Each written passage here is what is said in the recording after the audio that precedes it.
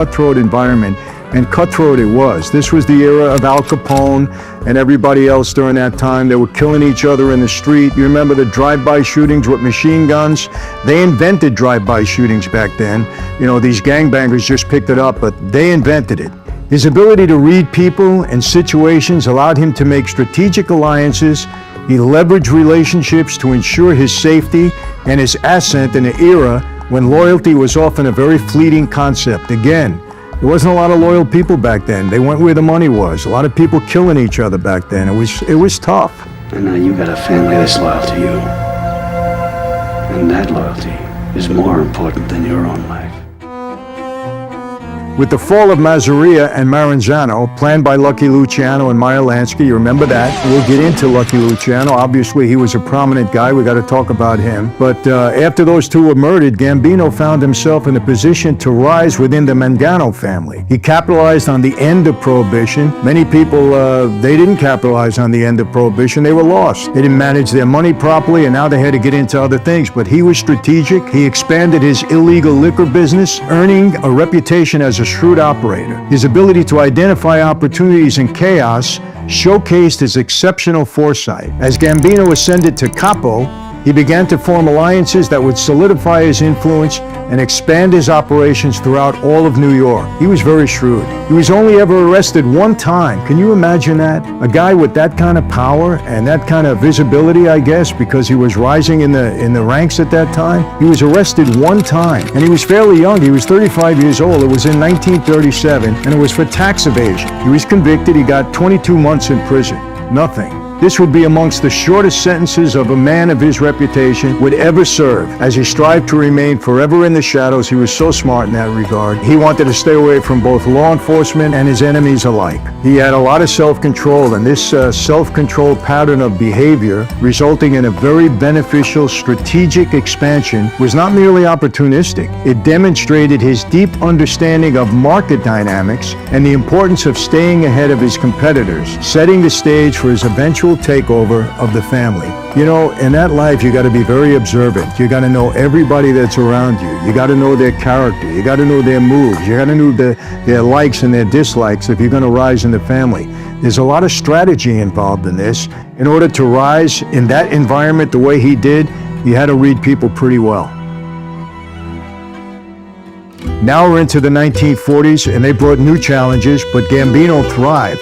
How? He used the chaos of World War II to his advantage. Why? Because law enforcement was focused on the war effort. And because of that, organized crime, the mafia in this country flourished. The 40s were great. Remember, I say that the golden years of the mob, it started in the 40s, the late 40s, mid to late 40s, and it lasted right through the mid-80s when the RICO Act came in and started to do all that devastation. However, tensions within the Mangano family culminated in violence, a lot of stuff, a lot of bloodshed on the street. It led to the assassinations of both Vincent and Philip Mangano in 1951, the year I was born. This power vacuum allowed Gambino to position himself very strategically, displaying his calculated approach to maintaining control amidst uncertainty. His very keen instincts for detecting weakness in his rivals' positions allowed him to execute a well-timed takeover, ensuring that he was not just a survivor, but a master of manipulation in a treacherous game of power.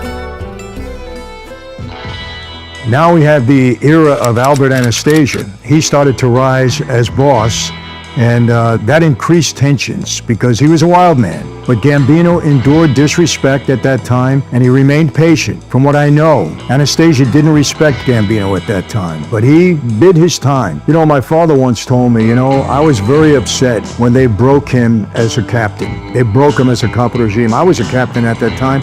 They broke my dad. Persico said, Sonny, you don't have to worry about that anymore. You don't have to take care of your men. We're going to break your captaincy. It's not an insult. We're doing it for your benefit.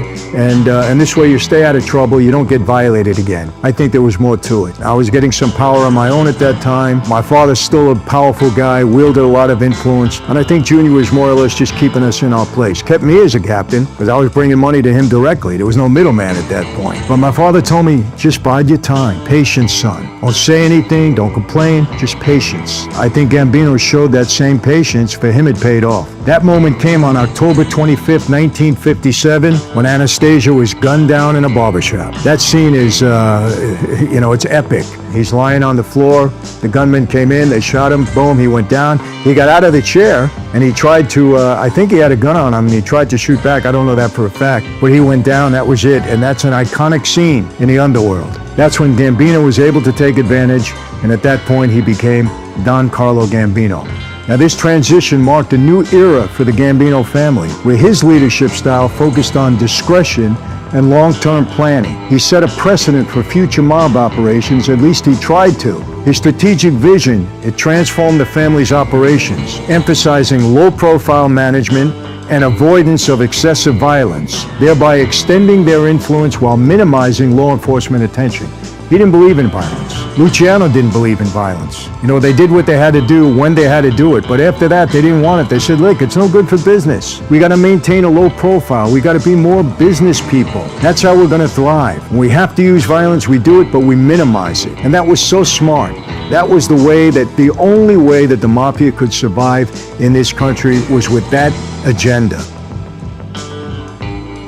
Under Gambino's leadership, the Gambino family became the most powerful mafia family, or any organized crime family, in all of America. He controlled critical operations at JFK Airport. He tapped into lucrative smuggling routes and illicit trade routes. His investments in legitimate business served as fronts for all his illegal activities, allowed him to blend into society while conducting his operations. This dual approach not only shielded him from law enforcement, but also solidified his empire as he diversified into various legitimate industries and operations. Gambino's adeptness at integrating into legitimate circles reflected his keen understanding that survival depended on both criminal enterprise and social acceptance in a rapidly changing America. But no matter who you are, the road is not always easy in that life.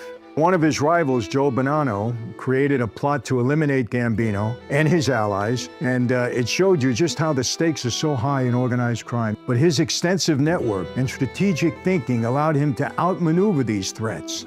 His ability to remain several steps ahead of his rivals, anticipate their moves, was his key to survival. One such instance was taken in the form of Joe Colombo, my family, my former boss, whose role in the hierarchy of the Magliocco crime family took a dramatic leap when he defied orders from his boss, Joe Magliocco, to carry out a very brazen plot against the heads of two of New York families. Gambino was one and Tommy Lucchese was the other. Joe Colombo was given the order to kill them both, but Joe Colombo was shrewd too. He didn't like Magliocco. He knew there was something going on there. He didn't particularly like Bonanno, and he wasn't going to be on the losing side. So what does he do?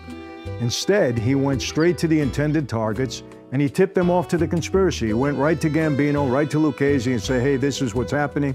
I'm not going to do it. I'm preparing you. I'm letting you know. This prompted a demotion on Magliocco's part from Gambino and the rest of the commission. They went to him and they said, we know of the plot. You're demoted. You're out of the life. You're on the shelf, but we're going to spare your life. Why they did that, I don't know. However, even after they spared his life, he died a few months later. He died of a heart attack, I think. So he went out graciously, even after a plot like that. Normally, that doesn't happen. I'm surprised they didn't kill him. Well, Bonanno ran away. And then later, when he finally came back, they banned him to Arizona. As a result of Colombo's loyalty to Gambino and Lucchese, Gambino and Lucchese and the rest of the commission gave him his own family. And that's how the Colombo family came about. Joe, you have earned a seat at the table amongst us. This intricate dance of power played out against a backdrop of violence and betrayal, where alliances were forged and broken in the pursuit of dominance. Gambino's commitment to maintaining a strong, loyal inner circle ensured that he had both the muscle and the brains to navigate these turbulent waters. It reflected a profound understanding of human nature and the complexities of loyalty in the mob world. As we look back and reflect on Gambino's life, at least that I do, we uncover some lessons that really resonate beyond the mafia world. And look, he was a leader. And I've said this many times, you can be a boss, but not really have leadership qualities. Well, Gambino was a leader. To command that kind of respect, that kind of loyalty, to run your family for 20 years, to make it the biggest mafia family in the country, You had to be something. There had to be something about you, and you have to learn something from this. And I want to talk about a couple of things that I learned, and I want to share it with you. Number one, the power of patience. Gambino knew when to act and when to bide his time. You got to know when to hold him and when to fold him. It's like a game of poker at times. Patience can lead to better decision making. Waiting for the right moment can turn a disadvantage into an opportunity. I found that out many times, Sometimes you got to wait. Like my father told me, just wait. This principle holds true in business negotiations. It holds true in personal relationships alike, where impulsive actions can often lead to mischances. Patience is really a virtue in the mob life for sure, but really in any life. Number two, don't underestimate the quiet ones. They're the smart ones. Never judge someone's potential by their appearance, because he was very unassuming. You walk by him, you think it was somebody's grandfather. He didn't look like the most powerful mob boss in the country. Sometimes the most unassuming individuals can surprise you. Quite often they do. He's old, but he's still sharp. And don't dare underestimate him. Empty barrels make the most noise. Those people that speak the loudest, those are the ones you're not going to pay attention to. It's the quiet, unassuming guys that keep their mouths shut, don't speak out of turn, but when they speak, it's meaningful. They're the ones you got to worry about. They're the ones you got to respect and learn from. Number three, building strong networks. I say this all the time. Networking was a major, major reason for any success that I have. And I'm still practice that today. I value the relationships that I make. And sometimes they can be used to my advantage and for the advantage of both of us. Well, Gambino leveraged relationships for growth. In any field, networking is essential. You got to surround yourself with those who support your ambitions. Very important. Cultivating alliances can open doors you never knew existed. This lesson applies universally. Whether you're in business, whether you're in academia, even in your personal life, it emphasizes the importance of fostering connections that can aid in mutual success. Number four, adaptability in adversity. Gambino thrived in changing circumstances, whether it was during Prohibition, whether it was in World War II. His flexibility, his innovation were key traits in overcoming his challenges.